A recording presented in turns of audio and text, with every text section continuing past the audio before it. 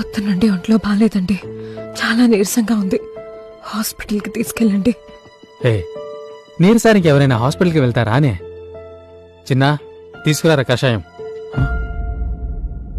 పొద్దునుంచి 2 సార్లు కషాయం ఇచ్చాను నాన్న.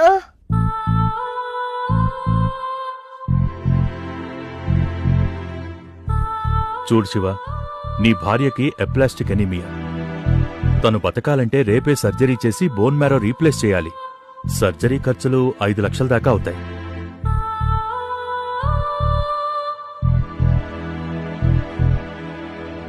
అమ్మా అమ్మా, నువ్వు బతకాలంటే ఆపరేషన్ చేయాలంట.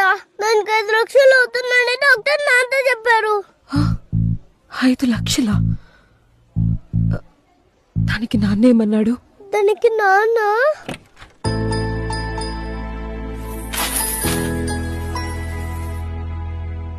ఒక్క నిమిషం కూడా ఆలోచించకుండా డబ్బు మొత్తం కట్టేశారమ్మా.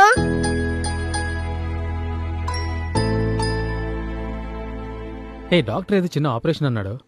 ఒక 2 రోజుల్లో కోలుకుంటావులే. రే చిన్న, వేడి నీళ్ళు తెచ్చాను అమ్మకి ఎవరా. అలాగే నర్సు వచ్చి బ్లడ్ శాంపుల్ తీసుకుంటారట.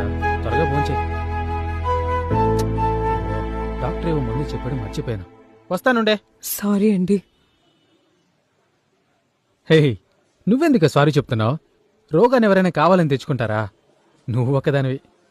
నువ్వు దేనికి డబ్బులు ఇవ్వకుండా ₹1 మిగిలిస్తున్నప్పుడు నిన్ను పిసినారి పిసినారి అని చాలా తిట్టుకున్నాను. మీరందరూ అనుకునేలాగా నేను పిసినారోని కాదు. ఇక్కడ సంసారం నడిపిస్తున్న ఎంతో మంది మిడిల్ క్లాస్ భర్తల్లాగే నేను. నాకు ఈ షోరూంలో దొరికే బ్రాండెడ్ బట్టల కన్నా బజార్లో దొరికే ₹100 చొక్కాలోనే ఆనందం.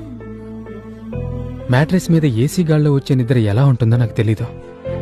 రోజు నైట్ షిఫ్ట్ ముగించుకుని అలసిపోయి ఇంటికొచ్చినప్పుడు నువ్వు చేసిన వంట తిని ఒట్టి చాప మీద కంటి నిండా నిద్రపోయిన వాణ్ణి నేను.